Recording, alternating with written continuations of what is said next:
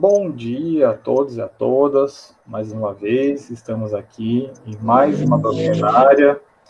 E hoje, o tema de hoje, que será abordado, é: ninguém poderá ver o reino de Deus se não nascer de novo. Então, esse é o tema de hoje, né, que está no Evangelho segundo o Espiritismo. Então, antes que a gente inicie, né, aqui a nossa doutrinária, nesse domingo de manhã, nós vamos aqui fazer uma breve oração para preparar aqui, né, a nossa ambiência e os nossos trabalhos. Né? Então, neste momento, nós vamos agradecendo por mais essa oportunidade de estarmos aqui para ministrar, discutir mais um tema de uma palestra, para que mais um domingo possamos aqui estar sempre amparados pela espiritualidade amiga a nos instruir, que possamos aqui mais uma manhã direcionar essas palavras de esclarecimento a todas as pessoas que estão necessitando, para que possam auxiliar na caminhada evolutiva de cada um. Que assim seja. Então, assim como eu tinha comentado anteriormente, né, então o tema de hoje é: ninguém poderá ver o reino de Deus se não nascer de novo. Tá? Então, aqui no domingo de manhã, né, quem está acompanhando já em outras datas, né, a gente aqui trabalha com aqui, né, o Café com a CEF. Então, o que é Café com a CEF? Então, nós temos convidadas. Então, hoje nós temos aí Maura Lúcia e Milene, onde a gente vai aqui ter uma espécie de bate-papo, né, de acordo com um livro, um roteiro sistematizado do Evangelho segundo o Espiritismo. Tá?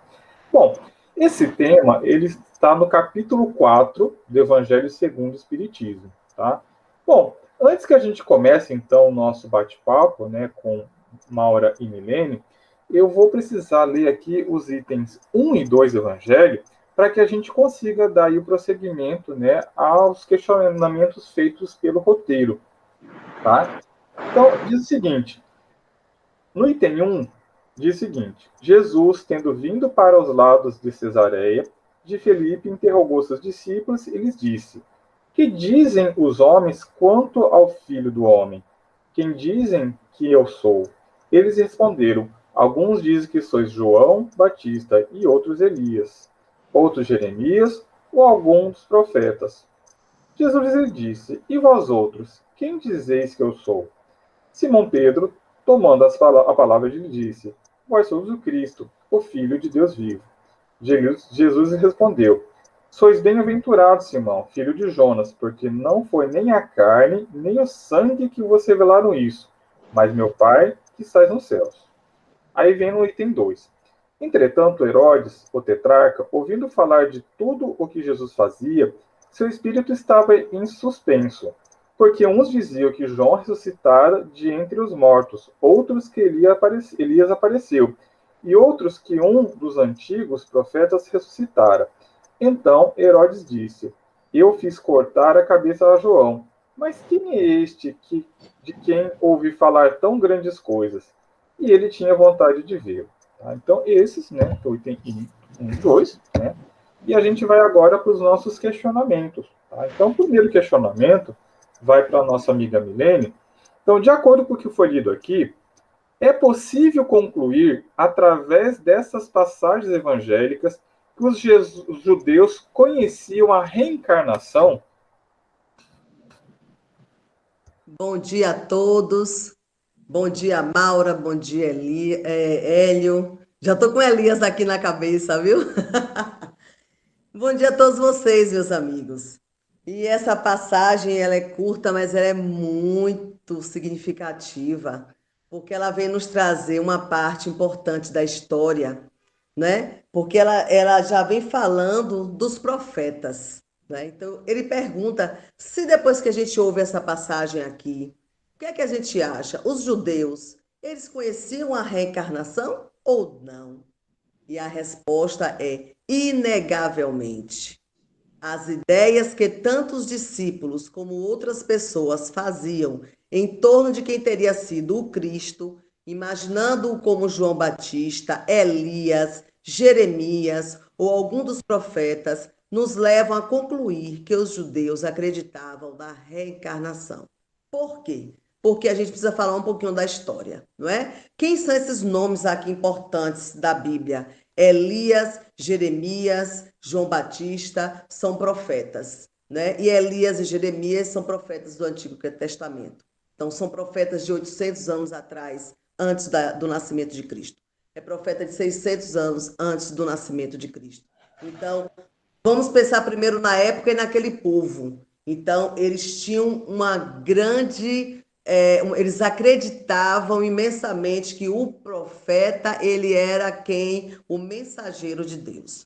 O profeta era aquele homem especial, era aquela pessoa especial que tinha uma conexão direta com Deus. Então, quando Deus queria mandar um recado para a gente, mandava através de quem? Mandava através dos profetas. Então, Elias e Jeremias marcaram bastante a história da humanidade, não é? Com seu trabalho para Deus, né? E aí vem João Batista também trazer o seu legado enquanto profeta para a humanidade. Então, os judeus, eles já tinham essa ideia, né, da reencarnação, que eles esperavam o retorno de quem? Dos profetas, como alguns esperam até hoje. Então, se desde aquela época os judeus acreditavam que os grandes profetas poderiam voltar, então, lógico que eles acreditavam na reencarnação, porque a qualquer momento Elias iria voltar em outra pessoa, Jeremias iria voltar também em outra pessoa.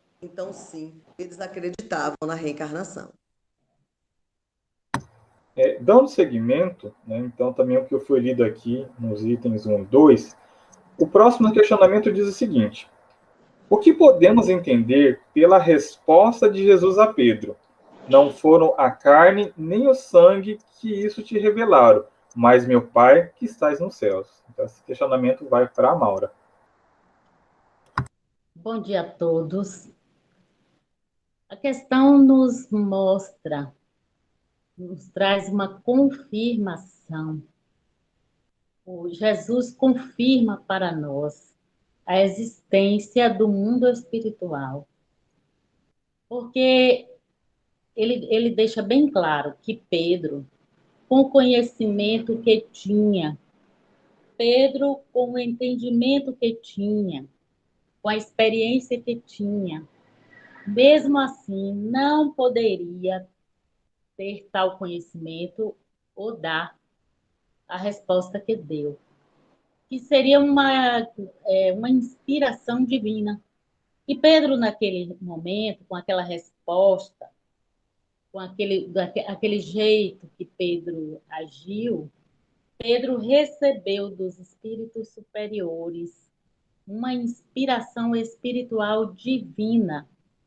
Então, através do concurso do mundo espiritual, dos espíritos superiores, Pedro ficou inspirado.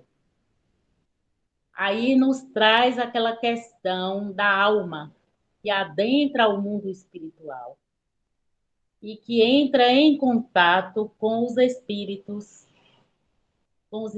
superiores, com os amigos. Então, isso ocorreu com Pedro. Trazendo para os nossos dias, a confirmação de Jesus, o que Jesus esclarece aí, nos traz assim um conforto, uma força, porque é um testemunho claro de que Pedro teve um contato aí medianímico, porque Jesus fala que ele não poderia, por ele mesmo, ter aquele conhecimento, e que teria sido os espíritos amigos, os espíritos superiores, que teriam dado a ele, naquele momento, aquele manancial, aquela grandiosidade. Então, por isso, confirma para nós a existência do mundo espiritual, da mediunidade e das potências da alma.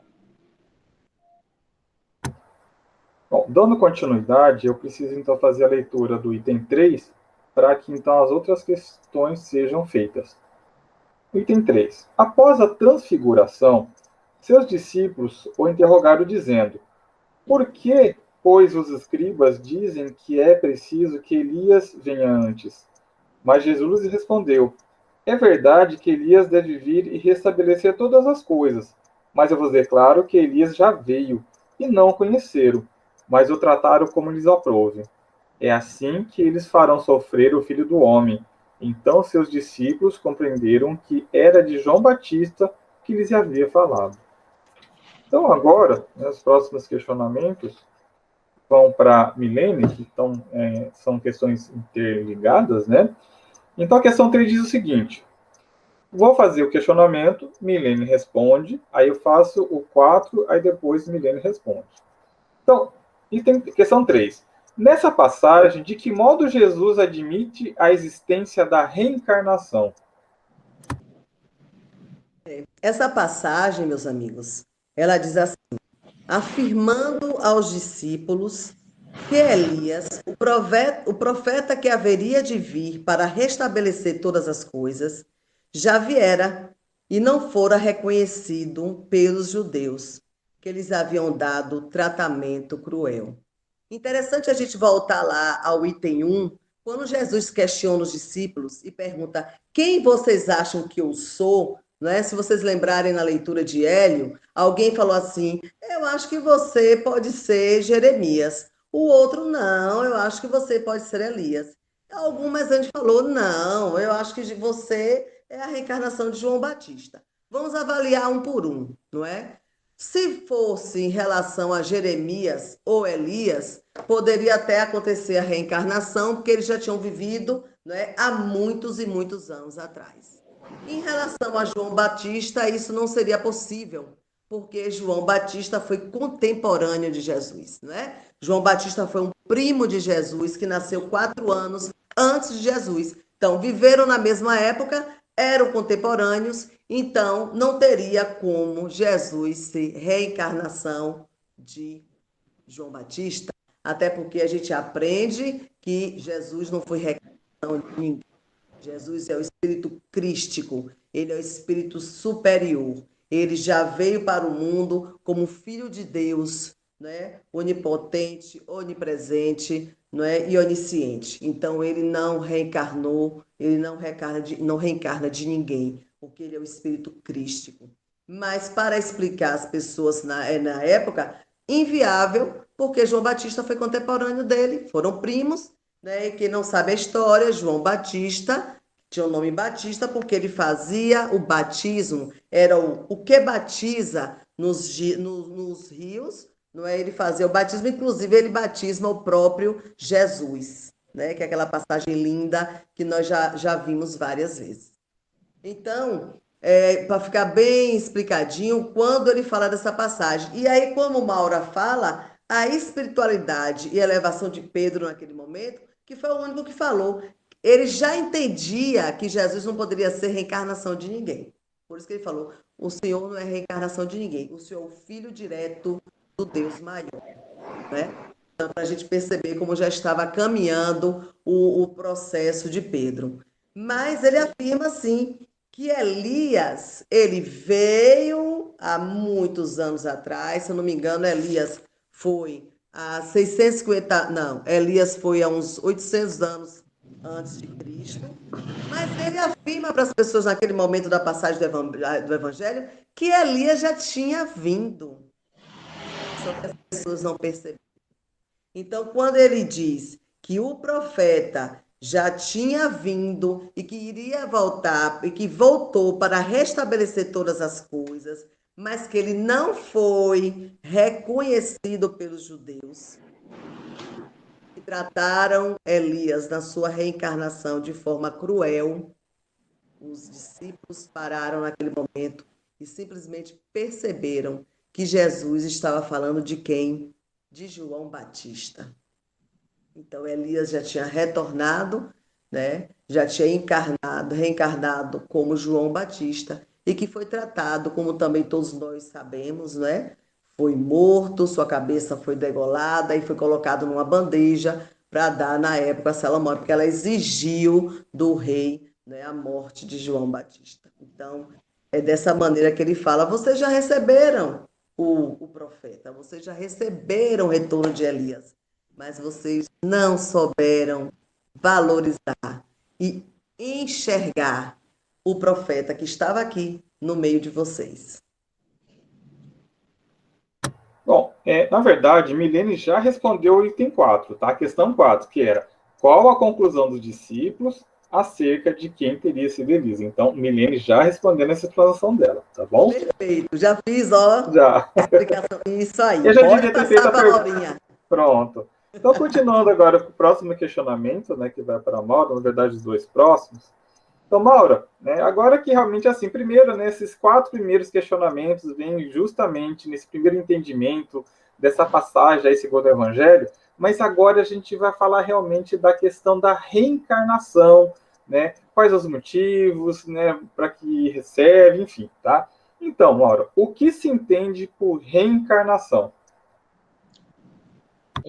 O termo reencarnação já era usado pelos povos antigos, as civilizações antigas, e que o Espiritismo veio a usar, a continuar usando esse termo. Porém, o que é de fato a reencarnação? A reencarnação é a volta da alma à vida corpórea para uma nova experiência, ou para ajustar, ou para seguir para dar continuidade ao aprendizado, à vida, seguindo em frente. E aí, dando continuidade também nessa linha, né? Qual a finalidade da reencarnação do espírito, Mauro? A finalidade da reencarnação do espírito é aprimorar-se, é passar as experiências necessárias para o seu crescimento, para a sua evolução.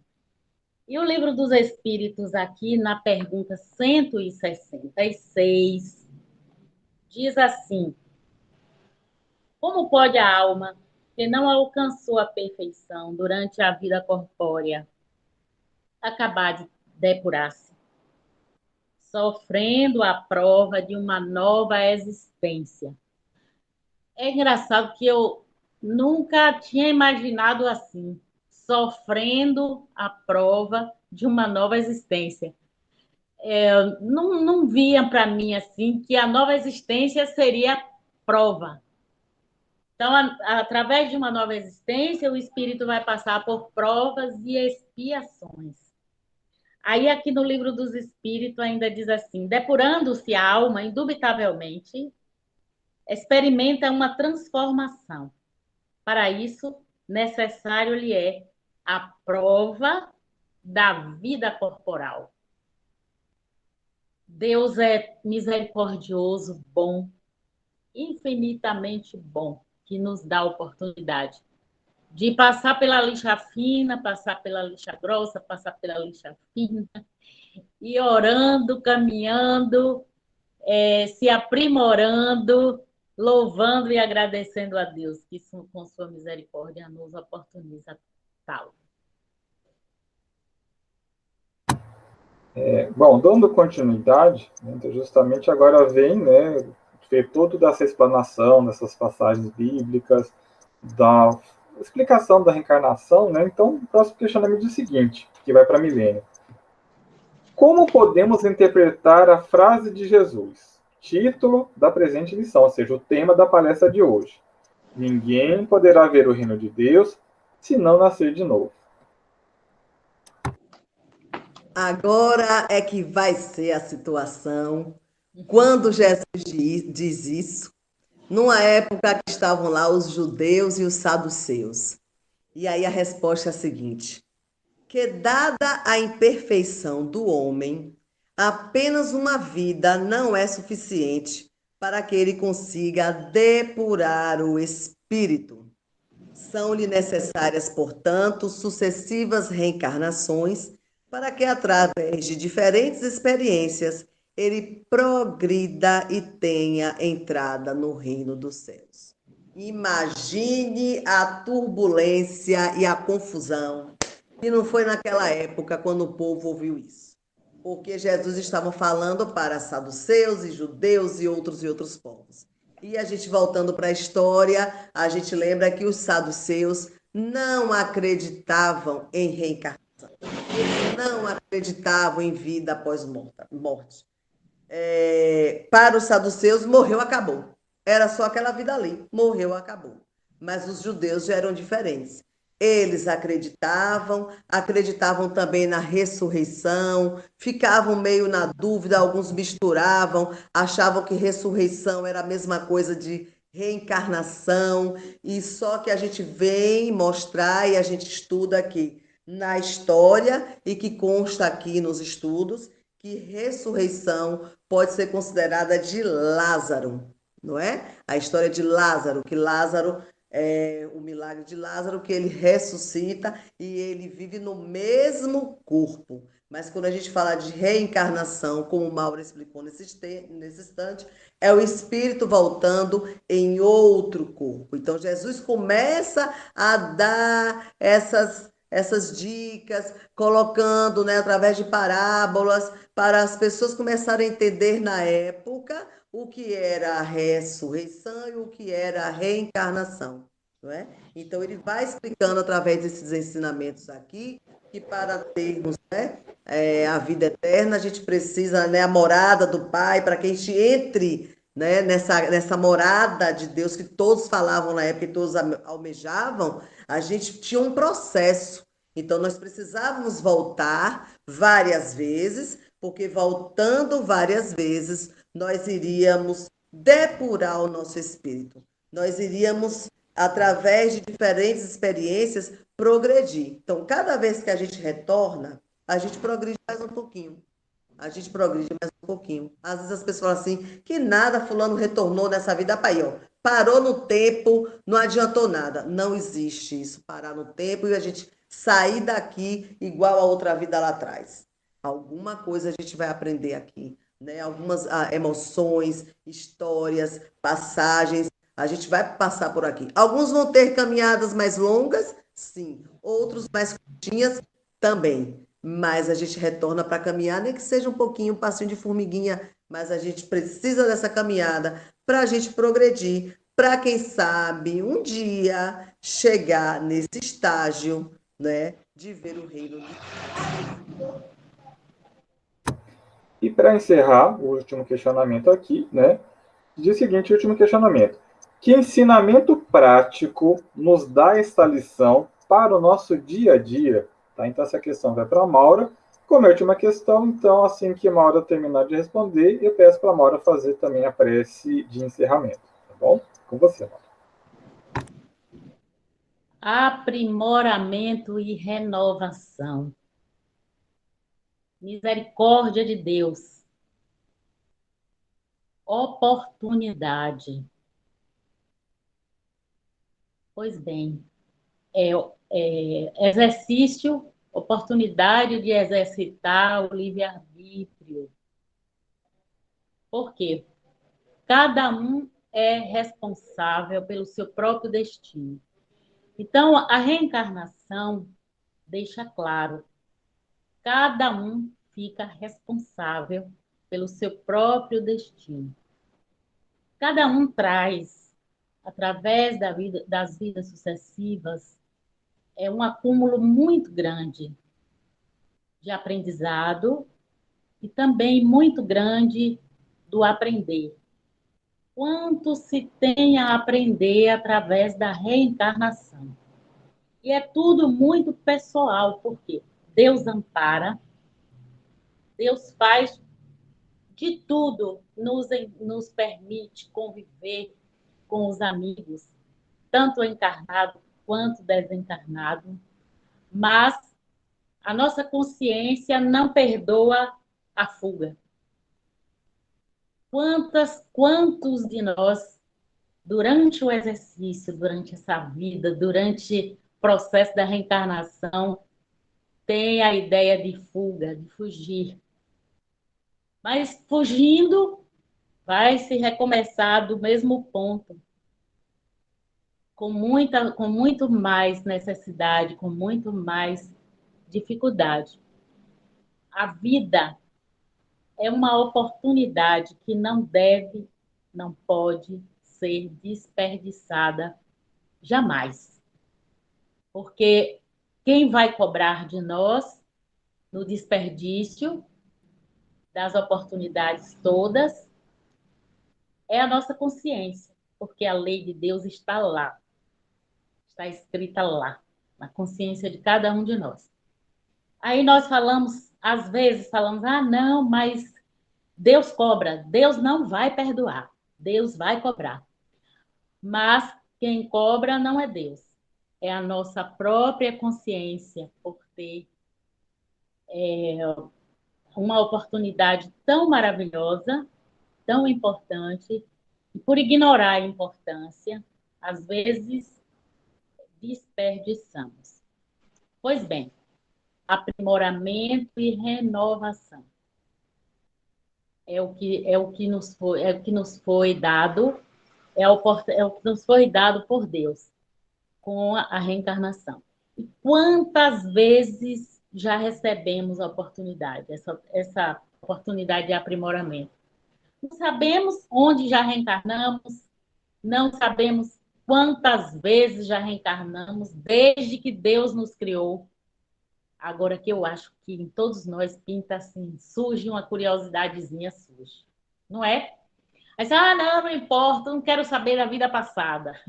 Mas quando vemos, através dos estudos, que já tivemos oportunidades, através das reencarnações, várias, aí vem realmente um pouquinho assim, pensar, gente, em quantos países, quantas vezes no Brasil, como e tal. Depois isso desaparece do nosso pensamento e nós seguimos em frente, amando, trabalhando, perdoando, passando, pedindo a Deus que nos perdoe os erros durante toda essa trajetória, perdoando também os erros dos outros.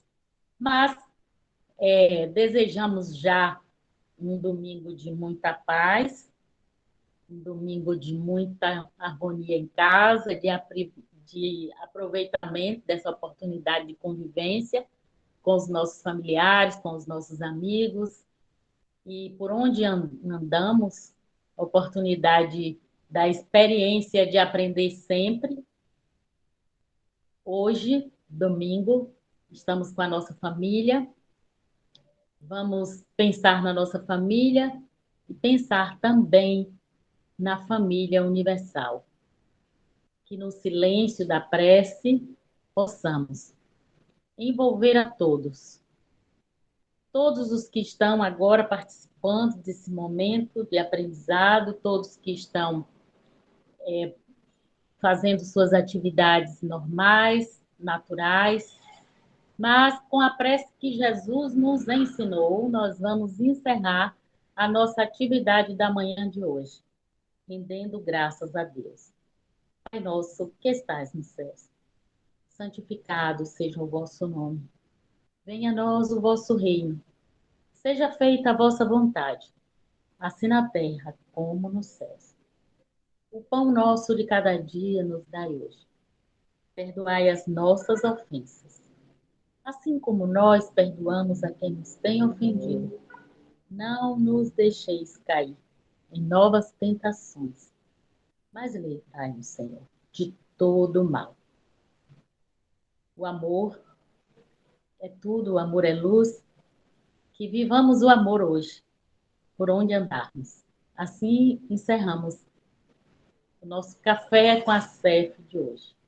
Recebam todos o nosso abraço carinhoso, fraterno. Paz e luz. Bom domingo. Assim seja. Bom domingo. Nesse momento, faça uma inspiração profunda e expire, soltando o ar pela boca entreaberta levemente, liberando todas as tensões, todas as preocupações.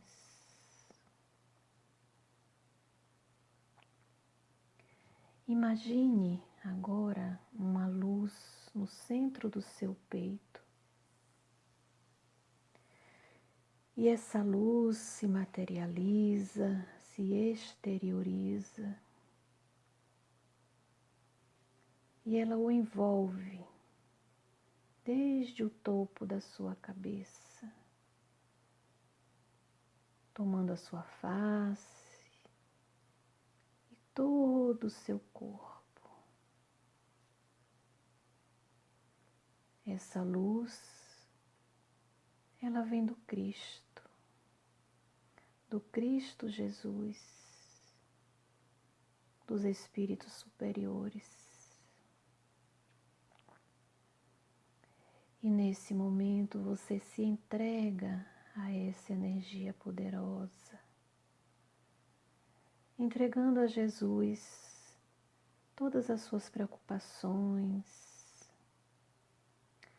todas as suas dúvidas, todas as suas incertezas, todos os seus medos.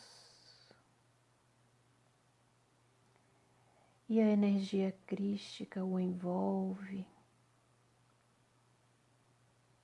dissolvendo todos esses sentimentos. Inspire profundamente. E agora você se percebe mais leve,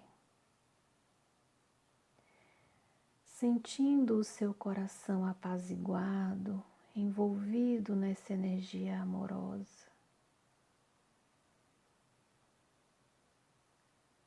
Trazida pelo Cristo e pelos seus benfeitores de luz. Sinta-se amparado, refeito, pronto para continuar a sua jornada. Agradeça e que a luz e o amor do Cristo permaneçam contigo. Que assim seja.